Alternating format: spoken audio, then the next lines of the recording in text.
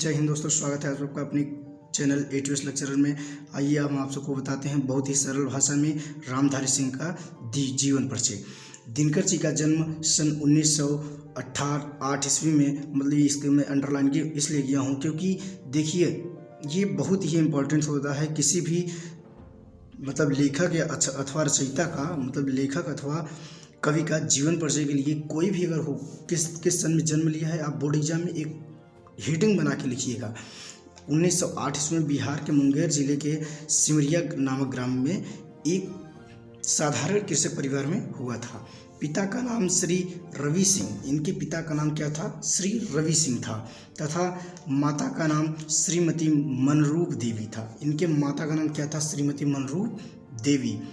अल्पायु में इनके पिता का देहांत हो गया, मतलब जब ये छोटे से उम्र में थे तब इनके पिता का देहांत हो गया था।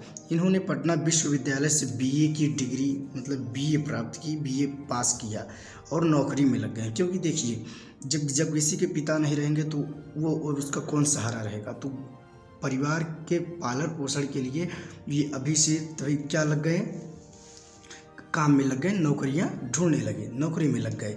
कुछ दिनों तक इन्होंने माध्यमिक विद्यालय मोका घाट में प्रधानाचार्य के पद पर कार्य किया। ये नौकरी पाए और किस पद पर कार्य किए? अपने प्रधानाचार्य पद पर, वो भी किस विद्यालय में? माध्यमिक विद्यालय मोका घाट, माध्यमिक विद्यालय मोका घाट पे पद पे कार्य किया। फिर सन 1934 ईस्वी में बिहार के सरकारी विभाग में सब रजिस्ट्रार की नौकरी किया। सब रजिस्ट्रार एक नौकरी होता है जो उन्होंने किया। सन 1950 ईस्वी में इन्हें मुजफ्फरपुर के स्नातकोत्तर महाविद्यालय के हिंदी विभाग का अध्यक्ष नियुक्त किया गया। कौन से अध्यक्ष नियुक्त किया गया? हिंदी विभाग का अध्यक्ष चुना गया और ये हिंदी के ही टीचर थे। हिंदी विभाग का अध्यक्ष चुना गया सन 1952 ईस्वी में। देखिए सभी ईस्वी आप ध्यान में लेकर चलते रहिए। सन 1952 ईस्वी में ये राज्यसभा के सदस्य मनोनीत हुए। इनके बाद इन्होंने भागलपुर विश्वविद्यालय के कुलपति, भारत सरकार के गृह विभाग में हिंदी सलाहकार और आकाशवाणी के निदेशक के रूप में कार्य किया। बहुत ही सरल भाषा में आपके लिए लिखा गया है और आप इसे एकदम मन लगा के अगर पढ़ लेंगे तो मैं एकदम गारंटी के साथ कहता हूँ आपका कहीं भी 5 नंबर नहीं गया है। जी हाँ दोस्तों, चलिए पढ़ते हैं।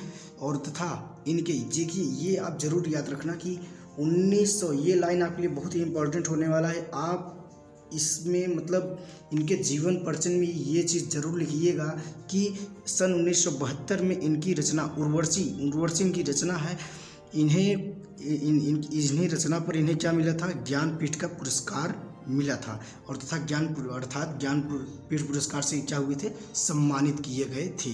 अब आइए हम इनके रचना के विषय में पढ़ते हैं। देखिए कोई भी जीवन परिचय होता है उनका रचना सिर्फ कितना लिखा जाता है?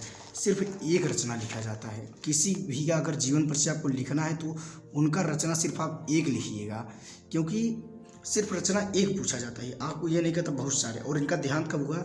हिंदी साहित्य का गगन, हिंदी साहित्य का इन्हें गगन कहा जाता था। हिंदी साहित्य का गगन यह दिनकर 24 अप्रैल 1974 ईस्वी में हमेशा के लिए अस्त हो गया। जो ये गगन थे हिंदी साहित्य की 24 अप्रैल सन 1974 ईस्वी में अस्त हो गए। इनकी जो एक प्रमुख रचना है अर्धनारीश्वर है, जो कि एक निबंध संग्रह से लिया गया है। जो कि कहाँ से लिया गया है? निबंध संग्रह से लिया गया है। और आइए पढ़ते हैं साहित्य में स्थान। सिर्फ 3 टॉपिक आपको लिखना है साहित्य में स्थान। आइए पढ़ते हैं, एकदम मन लगा के एकदम कहानी की तरह पढ़ेंगे तो आपका 5 नंबर कहीं नहीं गया है। क्रांति के बिगुल बजाने वाले दिनकर जी कवि ही नहीं अपितु एक सफल गद्यकार भी थे। इनकी कृतियों में इनका चिंतक एवं मनीषी रूप प्रतिबंधित होता है।